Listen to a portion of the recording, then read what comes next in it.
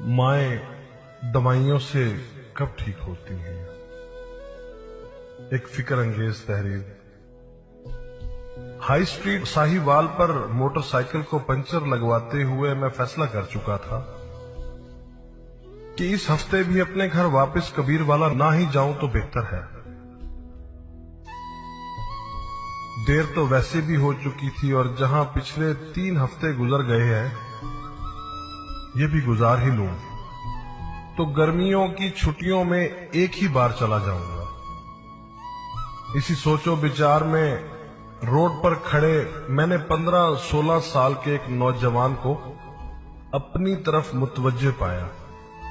वो अजीब सवालिया नजरों से मेरी जानिब देख रहा था, जैसे कोई बात करना चाह रहा हो, लेकिन रश की वजह से नहीं कर पा रहा था। जब पंचर लग गया तो मैंने दुकानदार को 100 रुपए का नोट दिया। उसने 20 रुपए काटकर बाकी मुझे वापस कर दिए।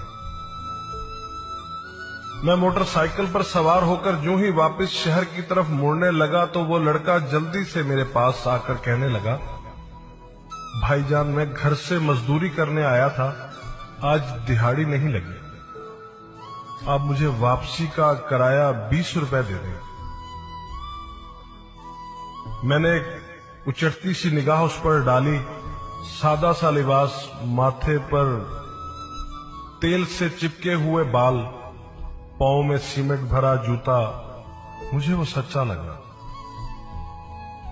मैंने 20 रुपए निकालकर उसके हाथ पर रख दिए। वो शुक्रिया अदा करके चलने लगा तो न जाने मेरे दिल में क्या ख्याल आया।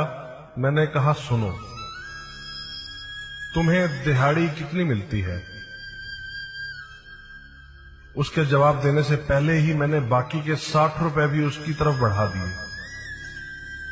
हिचकिचाते हुए पीछे हटा और कहने लगा, नहीं भाईजान, मेरा घर मंडाली शरीफ है, मैं पैदल भी जा सकता था, लेकिन कल से माँ जी की तबीयत ठीक नहीं, ऊपर से दिहाड़ी भी नहीं लगी।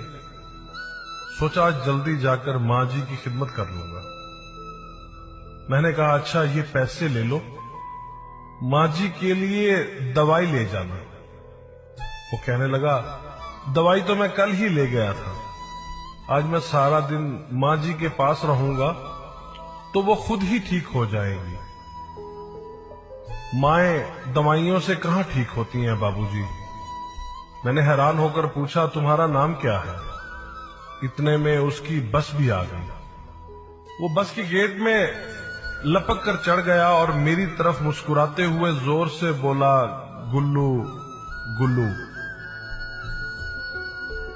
गुल्लू की बस चल पड़ी, लेकिन गुल्लू के वापस किए हुए 60 रुपए मेरी हथेली पर पड़े हुए थे। मैं हाई स्ट्रीट के रश में खुद को यकदम बहुत अकेला महसूस करने लगा।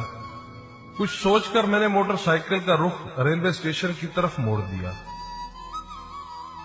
मोटरसाइकिल को स्टैंड पर खड़ा करके टोकन लिया। टिकट घर से 50 रुपए में खानेवाल का टिकट लेकर गाड़ी के इंतजार में बेंच पर बैठ गया।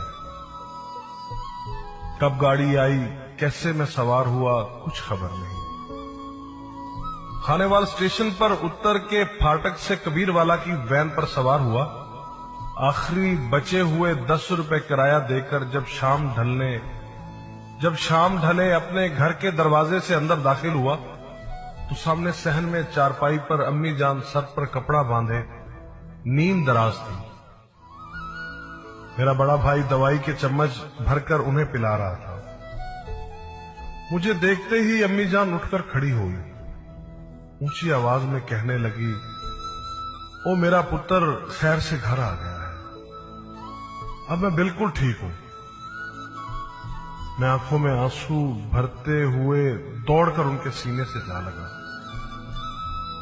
बस के गेट में खड़े गुल्लू का मुस्कुराता हुआ चेहरा यकदम मेरी निगाहों के सामने आ गया और मैं समझ गया कि उसने मुझे 60 रुपए वापस क्यों किए थे।